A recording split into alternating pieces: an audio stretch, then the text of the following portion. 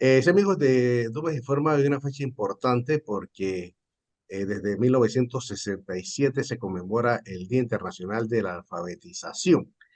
Esto básicamente es un factor de dignidad y de derechos humanos para lograr avances en la agenda con miras a una sociedad más instruida y sostenible. Vamos a conversar con la profesora Marisa Montesano de Talavera. Ella es investigadora social en temas de educación. Y bueno, profesora, la importancia a su juicio, ¿no? De esta fecha, Día Mundial de la Alfabetización. Bienvenida a Dumas Informe y adelante, cuéntenos.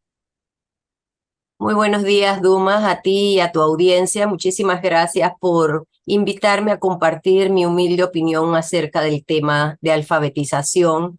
Es un tema recurrente año con año, a pesar de todos los esfuerzos que los países y las naciones hacen para combatir el analfabetismo. Eh, pero es importante que se conmemore esta fecha porque permite reflexionar acerca de lo que se ha hecho en materia de preservar y conceder el derecho a la educación a todas las personas. No puede ser posible que en este mundo de hoy que estamos viviendo todavía haya adultos que no sepan leer y escribir y que haya niños que se queden sin escuela. De acuerdo a las cifras publicadas por el INEC recientemente, nos dicen que la tasa de analfabetismo en nuestro país disminuyó del 5.5 al 3.7%. Estamos hablando de cifras del 2010, en donde se reportaron 148.747 personas que no sabían leer ni escribir, frente a las cifras registradas en 2023 del censo, que marcan 123.674 personas que no saben leer ni escribir, según lo manifestado. Esto significa que efectivamente hemos bajado en términos de número y por esta razón la UNESCO ya nos ha clasificado como un territorio libre de analfabetismo porque tenemos menos del 5% en nuestras tasas. Esos años de estudio que tienen las personas en nuestro país, de acuerdo a las últimas cifras que nos da el INEC, está en 9.6 el promedio de años de estudio de las personas mayores de 6 años, ¿no? Y frente a lo que había publicado antes en el censo del 2010, que decía que teníamos un promedio de estudio de 8.4 años.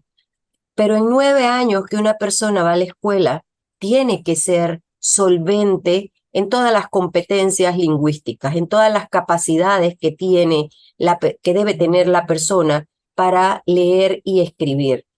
Y estas cifras de analfabetismo son importantes porque estamos hablando del lenguaje, de nuestra propia lengua. A pesar del promedio de estudios, nosotros seguimos observando que tenemos personas que llegan a la universidad o que mayores de 15 años que se someten a pruebas internacionales y cuando tienen que demostrar las capacidades de comprensión lectora, nuestros resultados a nivel de país son muy bajos. Significa que efectivamente sí estamos haciendo una alfabetización en cuanto a lo que se refiere a la codificación de signos y de símbolos.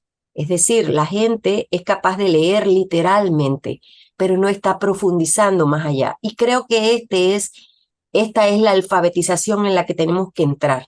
No es solamente que sepamos decodificar signos y símbolos, sino que también podamos comprender en la profundidad, que avancemos en el nivel literal, que lleguemos a los niveles complejos de lectura, que podamos abstraer y que podamos desarrollar nuestro pensamiento. Entonces yo creo que esto es fundamental en el tema de alfabetización y que hoy que se conmemora este día, pensemos que la alfabetización va más allá de una decodificación simbólica de signos. Profesora, esto es muy interesante, ¿no? Sobre todo las cifras que usted ha dado.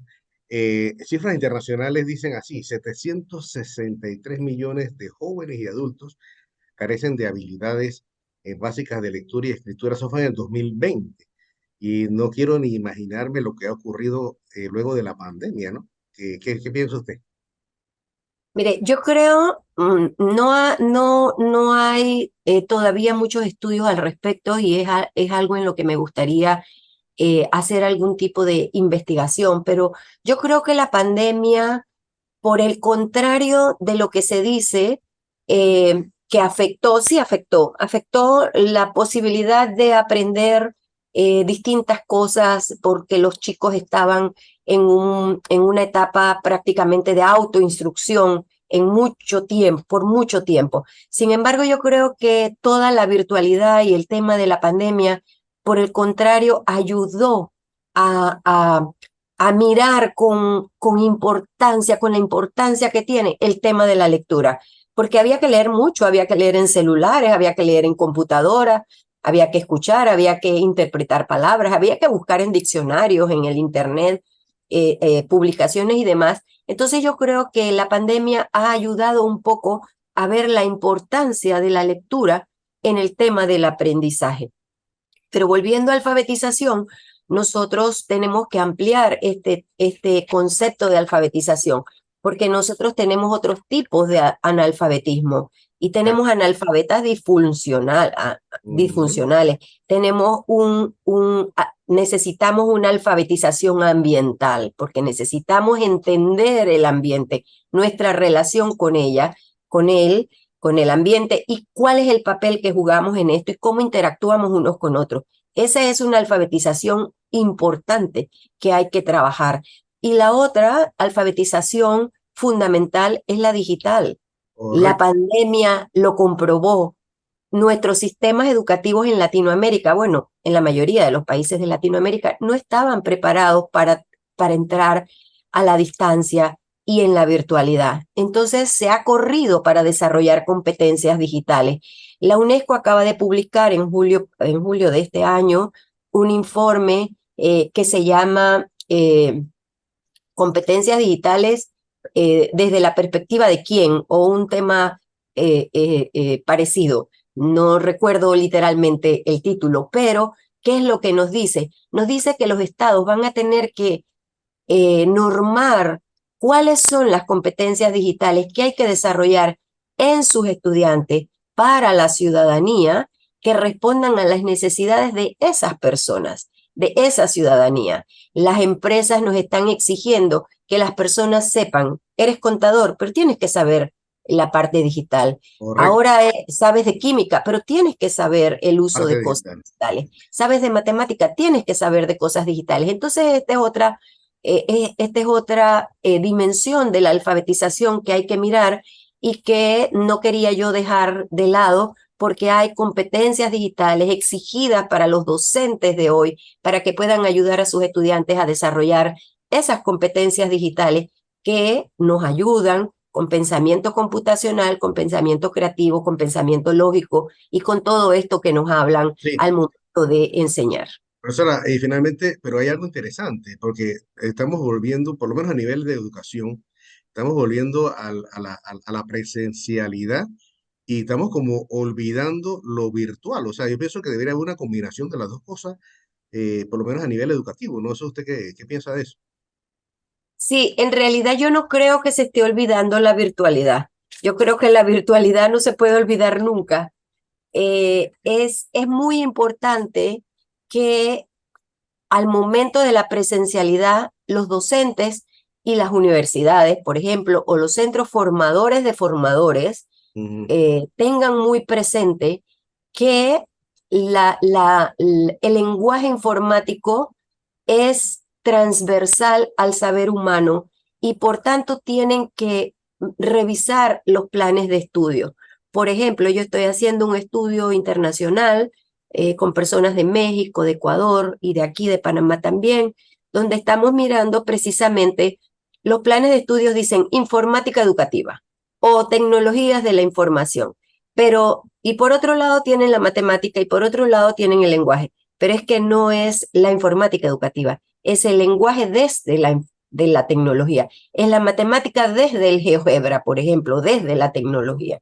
Entonces, hay que contextualizar al tiempo de hoy, a la inmersión que tienen los niños y los jóvenes en la tecnología, para que los enseñantes empiecen a meterse también en la tecnología, porque es una herramienta que nos provee la ciencia para que facilitemos el trabajo. Para la ciencia, por ejemplo, la virtualidad y la tecnología es fascinante porque la ciencia se explica a través de modelos, el método científico se explica a través de modelos.